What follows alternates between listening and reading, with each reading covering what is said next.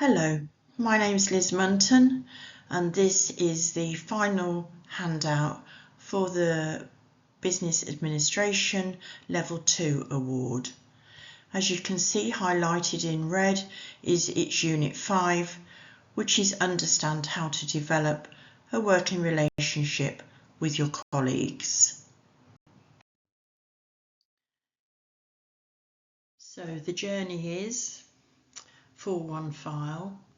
Whilst completing this qualification, you'll be using a system, as I've just said, called OneFile. All your assignments and evidence which you gather will be on this learning platform. Once inducted, you will onto the program, you're given your own login details. All your work will be set as assignments through question and answer boxes within the OneFile learning platform.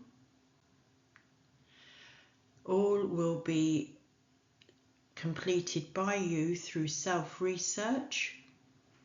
The suggestions for this are using Google, government websites, YouTube,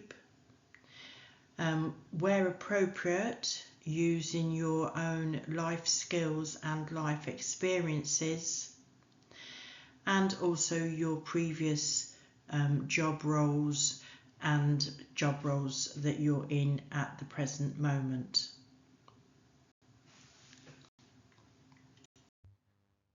As I've said before in the previous handouts, there are 5 mandatory units, and then you will pick a further 2 from the 16 that are already on your OneFile learning platform. Unit 5. Understand how to develop a working relationship with colleagues. So in this unit, it aims to provide you with an understanding of how to work in a team. You'll be able to identify what is expected of a buddy and techniques for providing feedback.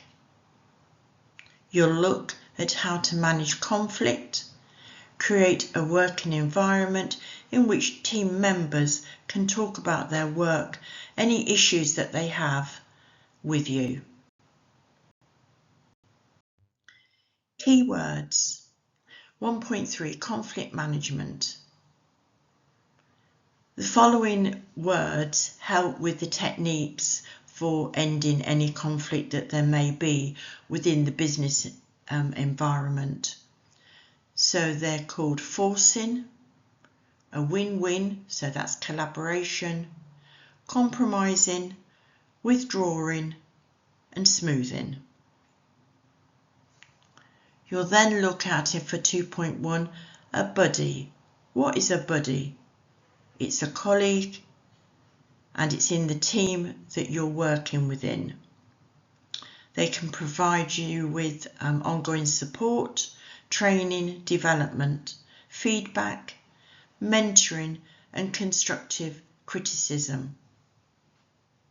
The buddy may be new to the organisation or the team, or there may be an experienced member of staff with whom the learner is to work on a specific project or task. Team working. Everyone who works in the business environment is part of a team. When you're working with colleagues, you come together to create a goal.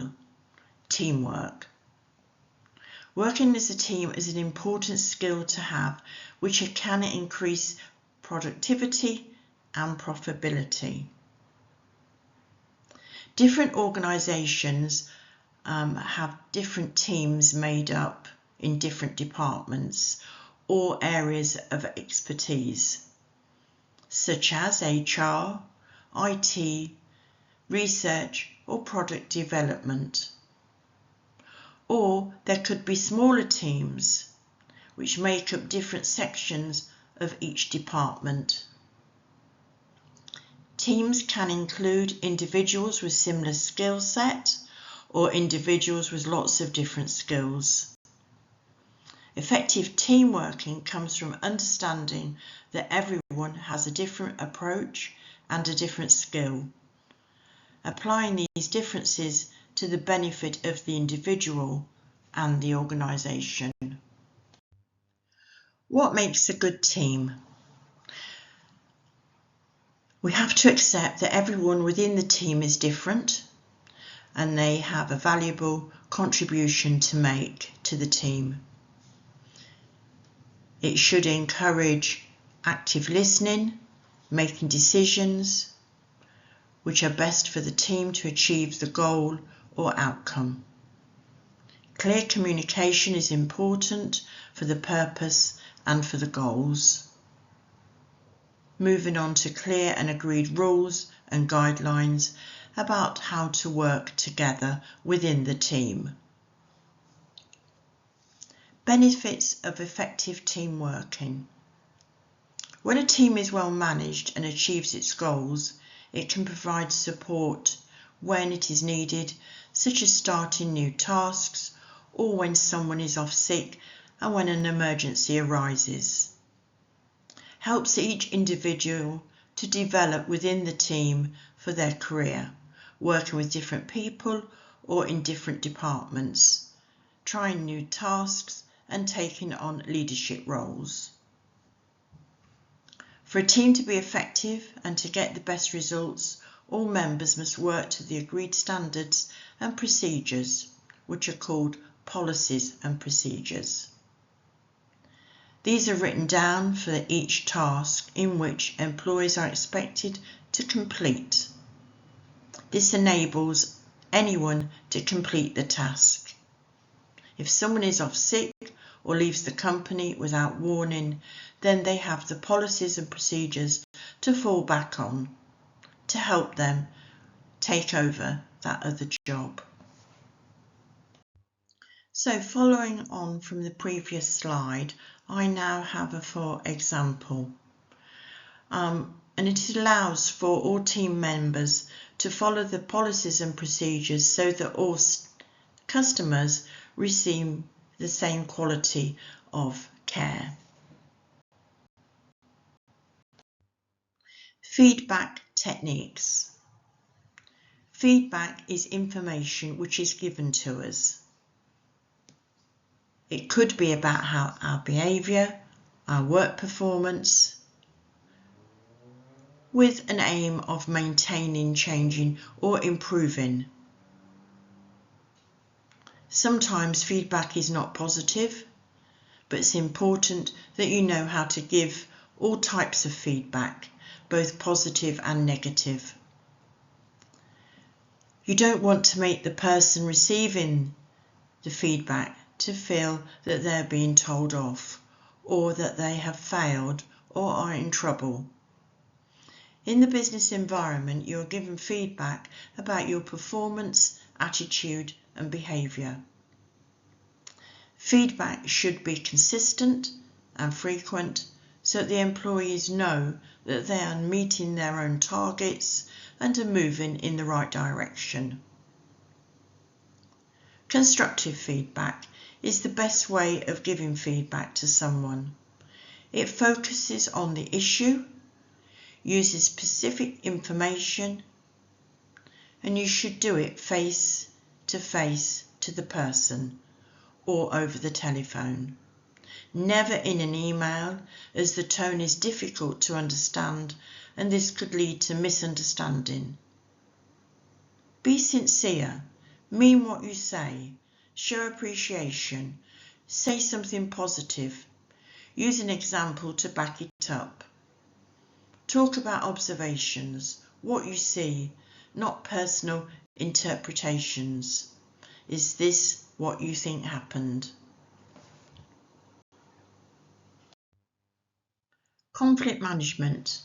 Conflict is common in a business environment, and it happens when individuals or teams with different needs or goals or even ideas gets in the way of others. In the business environment, each department or team has its own goal and you're all working towards the same goals for the company. They may need to use the same resources, such as staff, IT, financial support, and sometimes this is not possible, leading to the conflict. Conflict is not always negative, it's the way it's handled that determines the outcome. Positive conflict resolution can lead to a new or improved processes or relationships. There are different ways to resolve conflict, such as forcing, so this is using the power or authority to decide the outcome. Win-win or collaboration, it uses the teamwork between two groups or individuals to find a solution that benefits both sides. Compromising, looks for the fast solution that is acceptable to both sides. Withdrawing, it doesn't resolve the conflict, it's either ignored or individuals remove themselves from the situation. And smoothing, people that use this technique deal with other people's concerns rather than their own. And here we have another Did You Know? Chance to talk. Just as before, we've spoken about feedback within the business environment and everyday life, so it's important for staff to have the opportunity to talk about their work and any issues that may arise. You should request time with your supervisor, manager to discuss work progress, meeting deadlines and resolving any issues that you may have. Problems and changes. When informing colleagues about problems or change, you should be considerate. Be aware of those individuals who might find adapting to new situations challenging. They may require additional support and reassurance. Always be open and give regular updates and as much information as possible about what is going to happen before, during and after the problem or change. This is an excellent way of providing support to colleagues. You should be able to adapt to change in the workplace. Well-managed change can be a positive thing in a business environment. Changes could be in staffing, location, tasks, deadlines and objectives, including technology, working hours and dress code, and a customer's requirements also. Legislation and regulations always come in part of change. Always be polite, honest, communicate clearly, respect colleagues, listen actively to questions when dealing with them, and give appropriate answers. And the final slide in this handout, the buddy system. So when you start a new job or given a new job role, you're assigned a buddy.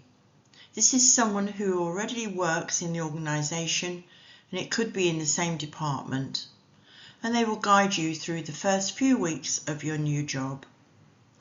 They will explain how the company works, expectations, and will answer questions you may have. A buddy can make the transition to a new job easier and less stressful. So what does a buddy need to be? Well, they need to be friendly, knowledgeable about the organisation, and a source of information, and obviously a good communicator. What are they expected to do?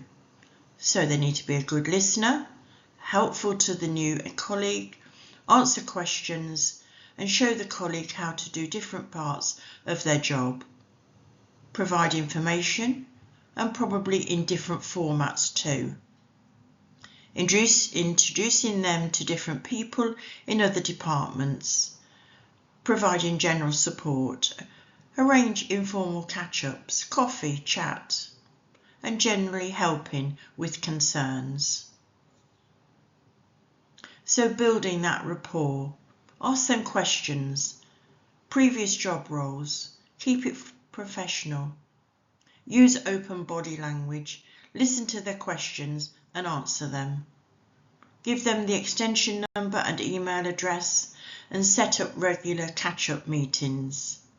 Introduce them to other staff members who may be experiencing the same